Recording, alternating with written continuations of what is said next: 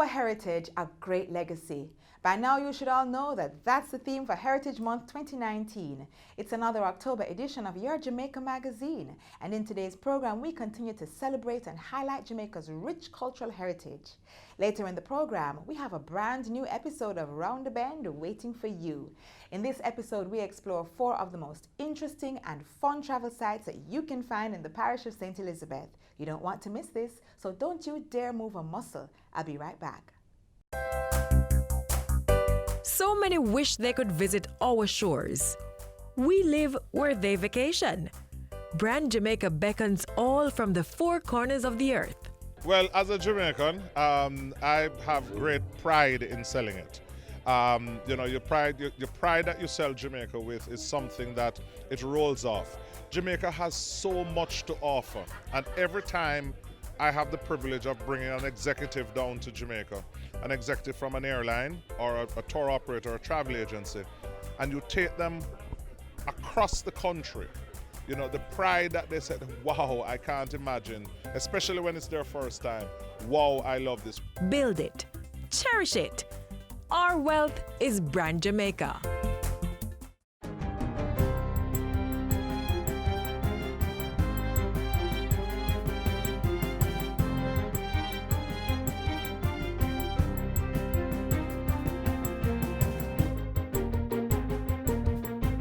Good day, I'm Stephen McHugh, and this is your JIS News for Friday, October 11.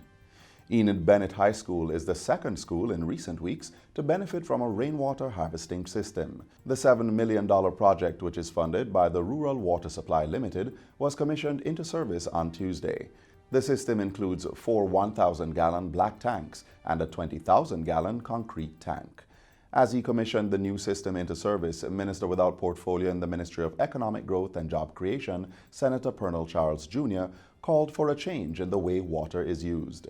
There needs to be a complete turnaround in how we use the resource if the structures that we put in are to be maximized. Are you doing your job in turning off the tap? Are you engaging principal in the school in the conversation about conservation? It is up to us if we are going to protect our country. At the event, a teacher coordinator and 12 students were appointed as water monitors under the ministry's recently created Water IQ or WIKI initiative. Enid Bennett High will also be retrofitted with water-saving toilets, taps, kitchen faucets, shower heads, and a urinal trough. The Poor Relief Department will be renovating and upgrading a number of homes for several vulnerable persons. Local Government Minister Desmond McKenzie says $20 million will be spent to carry out the program island-wide. The funds will be shared across each municipality for the poor relief officers to conduct repairs to houses that are occupied by those registered poor. So those who are on the poor relief list, who the Poor Relief Department have the responsibility of taking care of them in terms of paying their rent and ensuring that they live in a proper environment. Those homes will get some attention out of this $20 million. The minister made the announcement on Monday as he handed over a house to an elderly woman. The repairs to homes of those registered with the Poor Relief Department is in addition to the ministry's indigent housing program, which seeks to provide comfortable dwelling for the poor. Mr. McKenzie says a few of the local authorities are already in receipt of the funds and have started the process of identifying potential beneficiaries. There's an improvement in the results of the Grade 4 component of the Primary Exit Profile PEP exam. Minister with Oversight for Education, Carl Samuda, made the announcement during Wednesday's post-cabinet press briefing. The Grade 4 literacy and numeracy test, it is interesting and very encouraging to note that in the area of literacy, we are at 83%, which is 1 percentage point over last year.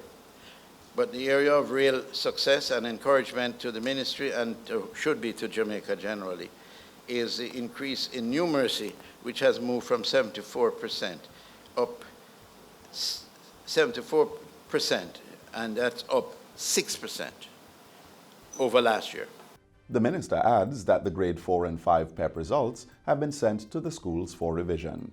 In the meantime, Acting Permanent Secretary in the Ministry, Dr. Grace McLean, says the report on the Grade 5 results should be completed within a week and Grade 4 by the second week in November. After that, a national report will be distributed to the schools. What we have done is to send these to the schools so that they can do their review. We can further the investigation, and then we will be able to say the population or the numbers or the percentages that fall into the different category. Grade 5 students sat the inaugural performance task tests between June 18 and 21, while Grade 4 students sat their performance task tests on May 30 and 31. Also coming out of post-Cabinet, the construction of the Yallas Fire Station in St. Thomas is to begin shortly. Cabinet granted approval of a $109.49 million contract to Alcar Construction and Haulage Company Limited. The new fire station will be constructed to withstand several natural disasters, particularly stormwater surges. The works will include the construction of two single-story structures using reinforced concrete and beam construction to house firefighting equipment, engine bays, dormitories, as well as administrative and training facilities. Very, very long overdue, and this will make a great difference to the people who suffer from fires from time to time. Meanwhile, 3 more buses are being provided to transport public sector workers who use the Government Employees Transportation Service, GETS, to travel to work and home. This follows Cabinet's approval of a contract to Magna Motors Dealership Limited for the supply and delivery of 3 50-seater buses valued at over $753,000. Magna Motors will be able to readily supply parts and train personnel for servicing these buses, and we all wish them all the best, because from time to time we find that buses are imported and we have to make sure that all the parts necessary to maintain them are adequate for their needs. The new buses will enhance the government's transportation program for public sector workers who pay a subsidized fee to use the service. And finally, the Ministry of Health and Wellness is implementing a number of strategies to encourage breastfeeding and the health of mothers and infants. Parish nutritionist with the Western Regional Health Authority, Dancia Murray, says mother-to-mother support groups are being established to encourage exclusive breastfeeding beyond a baby's first few weeks after birth. During a recent JIS think tank, she added that infant and young child feeding facilitators have been dispatched across the region. These facilitators are carrying out educational activities at clinics to promote healthy practices for mother and child. Meanwhile, a medical officer of health in the region, Dr. Marcia Johnson-Campbell, says while an increasing number of men are being supportive of breastfeeding, more males need to get on board. In our education and our sensitization, we will show ways in which men can actively participate and support the breastfeeding mother. So even, for example, if the milk is expressed and placed in a clean container or cup, then the father can be the one to feed the child from the cup with the breast milk. She says fathers can also help in other ways, such as doing chores while mothers breastfeed. And that's it for JIS News Today. I'm Stephen McHugh. Thanks for watching.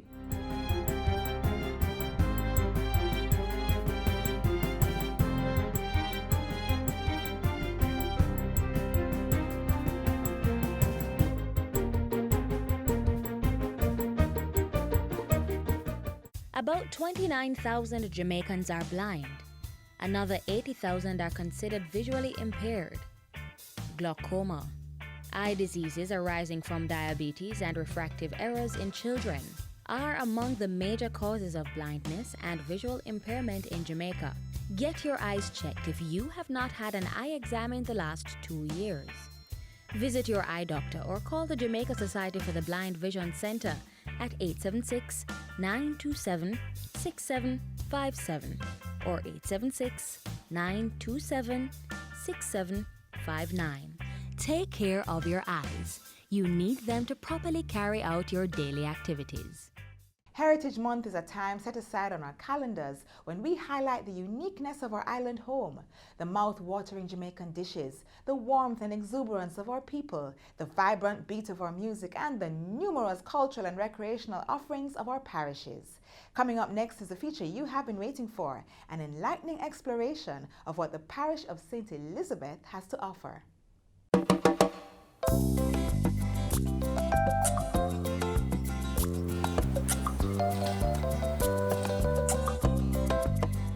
Our island is home to about 10 lighthouses, and this is one of them.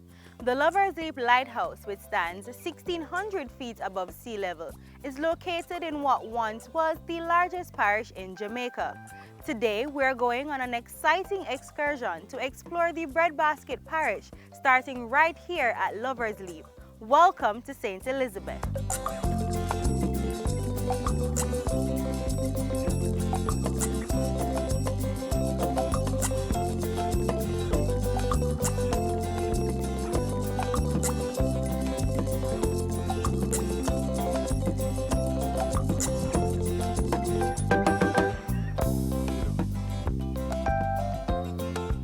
In the 18th century, Lover's Leap, there was a plantation, and there were slaves working on that plantation.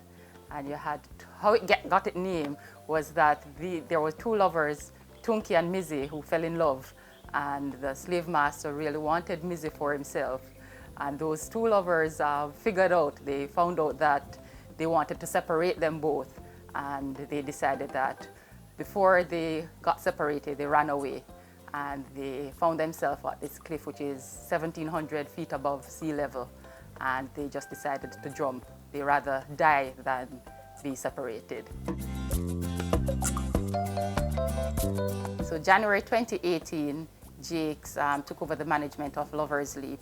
And today we have a full restaurant and bar. Every day we do offer a tour of the grounds, giving the story of the two lovers.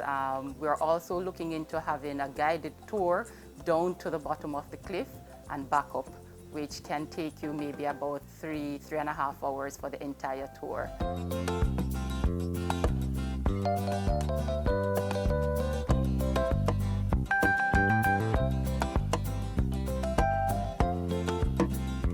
Crocodiles are one of Jamaica's endangered species and one of the oldest animals in the world. Here at the Black River Safari, you can not only learn more about the crocodiles, but it is said that you can get a little up close and personal with these amazing animals. Presently, we're on the Black River, and this is Jamaica's longest navigable river. It is 44 miles long, about 70 kilometers.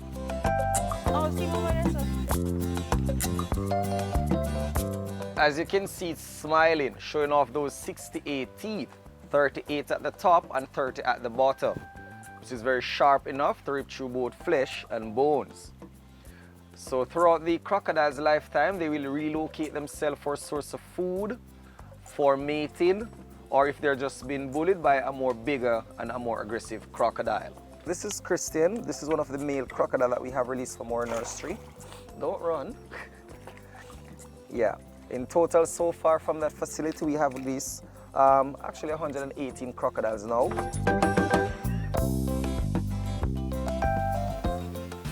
So we are getting a little bit of rain out here in the safari, but it's still an amazing experience.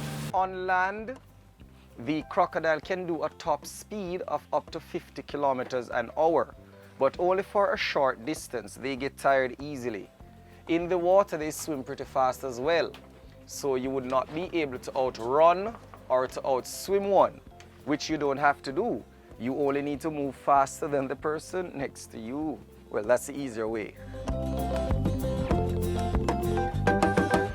I legit feel like a daredevil after this experience. However, if this isn't for you, I am sure our next stop has something for the entire family. It's relaxing, and you can just sit and what you like. You like lions, you like birds, you like monkeys, what you like. We attract visitors from all over the world. When I say all over the world, name it. And it is very interactive, as you saw today. where the kids having a lot of fun. And I chose St. Elizabeth because of the location. It's actually in the center of Jamaica, where it's easy for the persons from Montego to access, persons from Kingston, and even from like Ocho. Outside of that, the habitats, as you can see, a lot of trees. It's like country. It's like, you know, it's right for the animals.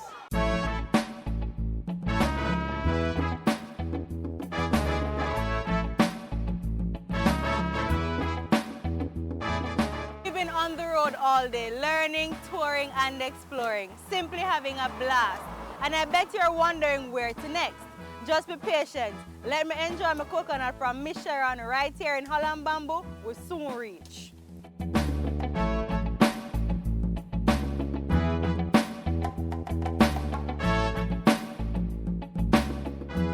St. Elizabeth has many secrets, and this is one of them. The Breadnut Valley Estate, which spans over 76 acres, is home to 7 natural falls, created by this river, which flows from the Cockpit country through to the Black River. The estate is located right between Newton and Magotty here in St. Elizabeth.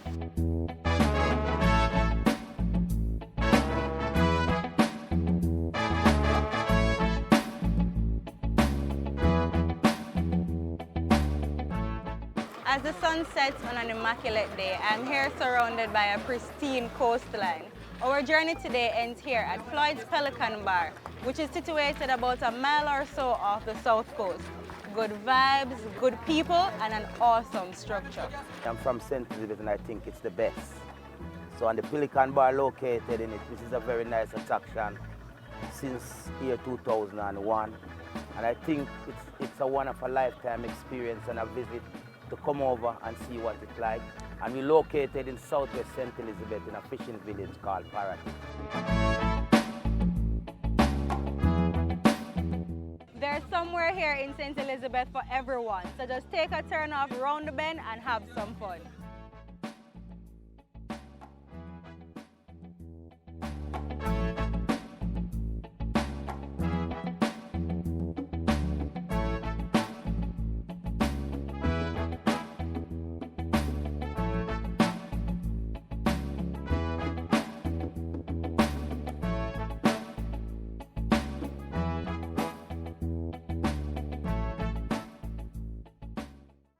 It's the 9th staging of the JIS Heritage Competition, and this year we're talking slavery and reparation. Entries are now open, so listen up. Primary and prep school students, this is what you should do. Imagine that you are one of the 7 national heroes. Make your case for Jamaica to be compensated for the effects of slavery.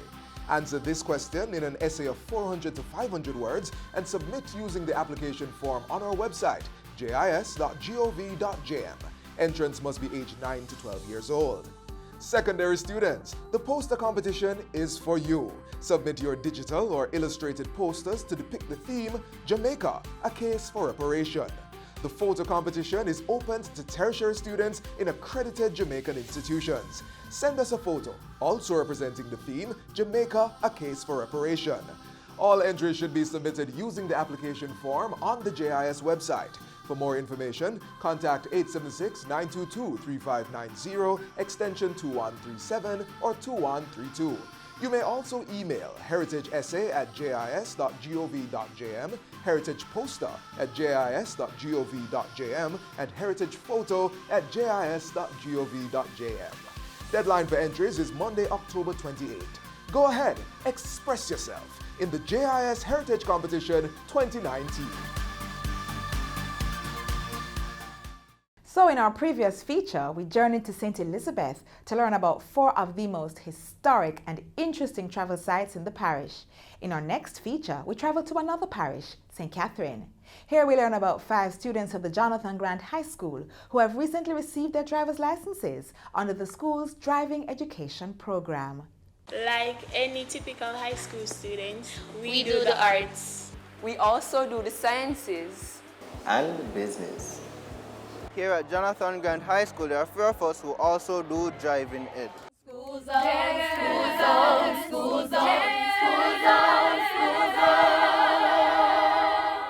Good morning. morning, Miss Clark. Good morning. Miss Clark. Good morning. It's another episode of School Zone, and as you can see, we're journeying with the students of the Driving Ed program at the Jonathan Grant High School.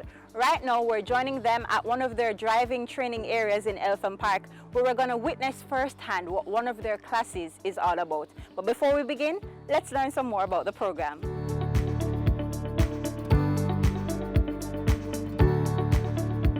At Jonathan Grant High School, we pride ourselves in being innovative and creative.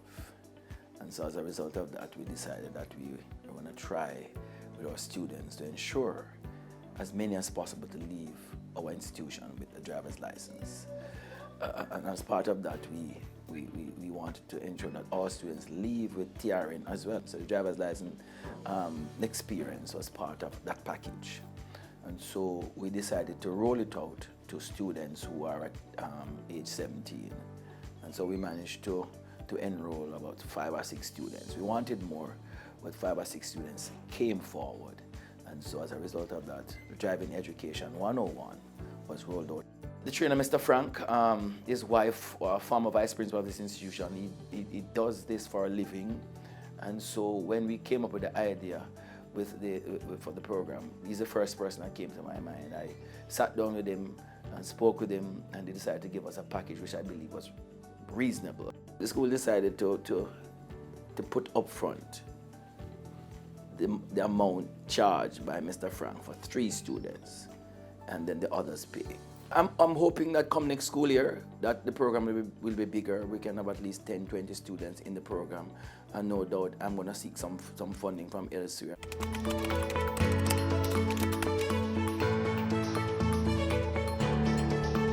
All the students in the program are in the upper school, grade 10, 11, 12, 13. They're on the afternoon shift, which starts at 12.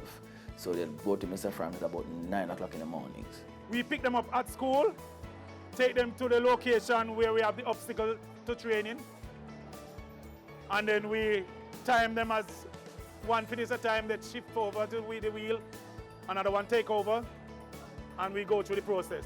We do the pre-driving inspection, where you check your documents, know the expiration of your documents, check on your engine to know the oil level, the fuel level, water level, and so on. Then we do the engine, the tire check and the lights to make sure they know when they are functioning. After going through that, then we introduce them to the vehicle, where they know the controls, the name of the controls, the usage. Following that, then we go through the forward driving. As soon as they are comfortable with the forward driving, we do some turn, left and right turn, and some stops and moving off.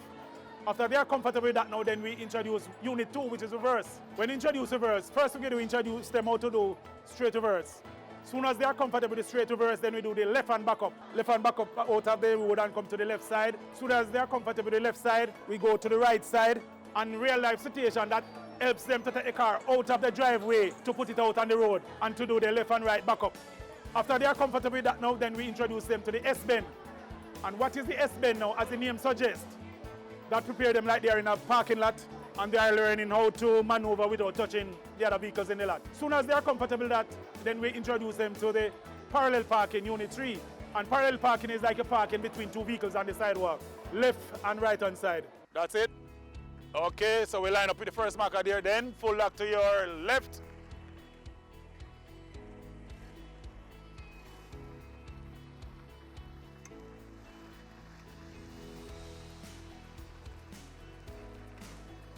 Good, and then you straighten your wheel. And you notify the examiner to finish by blowing your horn or tooting your horn. Now we are exiting the parking area. Okay guys, so that is it for today's practice. Well done, I'm proud of you all. Yes, well done. Hey, hey, hey. Hey, hey, hey. Hey, hey, hey. Hey, hey, hey. Ready? Hi Jamaica, we are the first batch of students from the Jonathan Grant High School to be a part of the Driving Ed program. You're watching School Zone.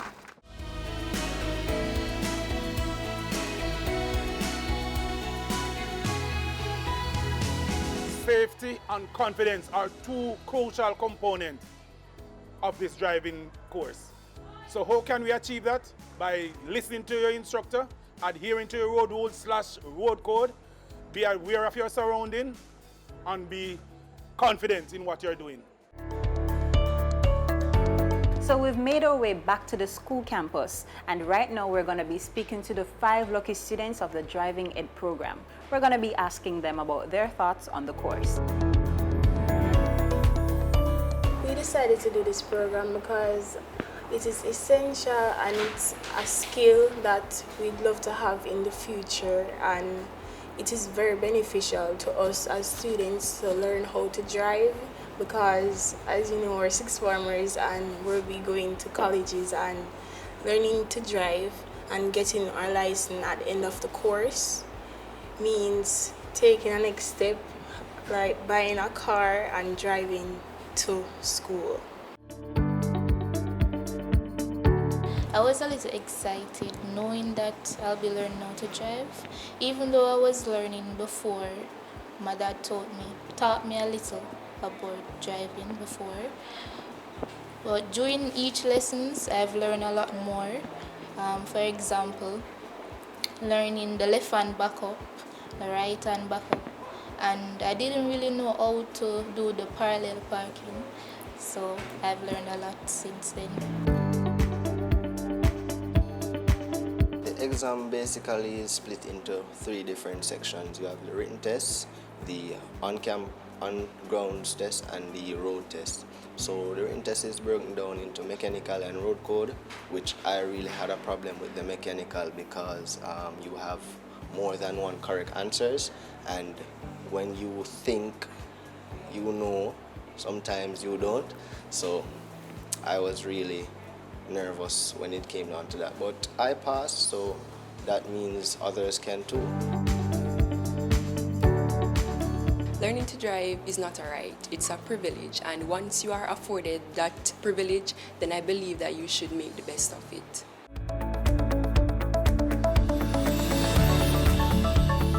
My mother's thought, actually, she was and still is excited about the program because she sees it as something that will help me to further my future. My name is Hortense Wellington and I'm Elian's mom, and I'm so enthused about him doing this program. It is a big achievement on his part and I'm really, really proud of him. And I'm also proud of the program for allowing them this opportunity to excel in this venture. He has big dreams of owning his own trucking company, so this, having his license, will enable him to venture out on that dream of his. Thank you so much, Ms. Wellington. And this is such a fitting way to end the program for today. Thank you so much for joining with us. If you want to watch this program all again, simply visit our website, jis.gov.jm. And if you think you have what it takes to be featured in School Zone, email me at sclark@gis.gov.jm. I'm Sandra Clark, reminding you that we got a license and you can too. Drive good.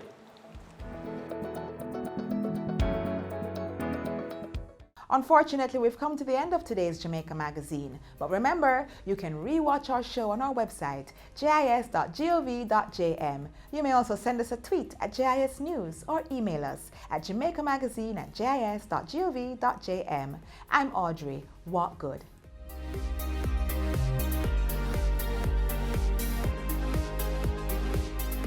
This has been a production of the Jamaica Information Service, the voice of Jamaica.